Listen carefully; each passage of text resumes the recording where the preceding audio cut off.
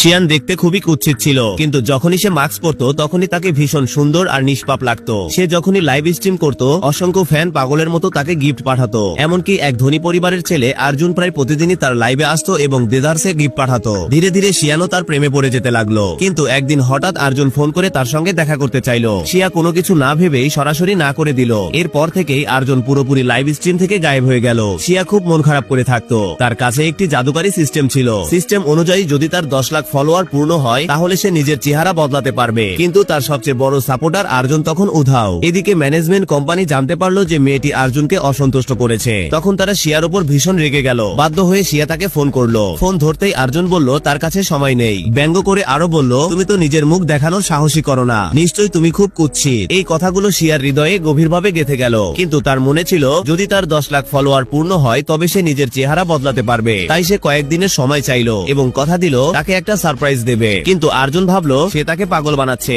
আর phone কেটে দিল। ভাঙা হৃদয় নিয়ে শিয়া বাড়ি ফিরে এলো। ঠিক তখনই সে হঠাৎ অর্জুনের একটা নতুন পোস্ট দেখলো, আমার রাজকুমারীকে জন্মদিনের শুভেচ্ছা। কমেন্টে সবাই লিখছিল লি ম্যাডাম আর অর্জুন তো ছোটবেলার বন্ধু, কিন্তু এই লাইভ স্ট্রিমার মেয়েটাকে আসল জুটি তো ওরাই। এই কমেন্ট গুলো দেখে শিয়া নিজের উপর লজ্জা পেতে লাগলো এবং খুব কষ্ট পেল। ঠিক তখনই সিস্টেম জানালো তার ফলোয়ার 5 লাখ পূর্ণ হয়েছে এবং সে একবার চেহারা উন্নত করার সুযোগ পেয়েছে। সে সঙ্গে সঙ্গে সেটা ব্যবহার করলো। তার বাঁকা দাঁত ঠিক হয়ে গেল। যদিও মুখে তখনও দাগছোপ ছিল তবুও সে খুব খুশি হলো। সে অর্জুনকে মেসেজ পাঠালো কিছুদিন পর নিশ্চয়ই দেখা হবে। পরের দিন কোম্পানি তাকে এক চালাক মেয়ের সঙ্গে লাইভ ব্যাটেলে নামিয়ে দিল। সবাই বলছিল ওর কোনো বড় সাপোর্টার নেই, নিশ্চিত হেরে যাবে। ঠিক তখনই অর্জুন লাইভে ঢুকে বলল যদি তুমি মাস্ক খুলে ফেলো তাহলে আমি তোমাকে জিতিয়ে দেব। পুরো চ্যাট জানতে উদ্গ্রীব হয়ে উঠলো মাস্কের নিচে তার মুখটা আসলে কেমন। কিন্তু সিয়া চুপ করে রইল। রেগে গিয়ে অর্জুন সব গিফট অন্য মেয়েকে দিয়ে দিল। নিয়ম অনুযায়ী হারলে শাস্তি পেতে হয়। সেই মেয়েটি 2টা অপশন দিল, 1 মরিচের পানি পান করা, 2 মাস্ক খুলে ফেলা। শিয়া এক মুহূর্ত না ভেবে মরিচের পানি পান করলো এবং সঙ্গে সঙ্গে লাইভ বন্ধ করে দিল।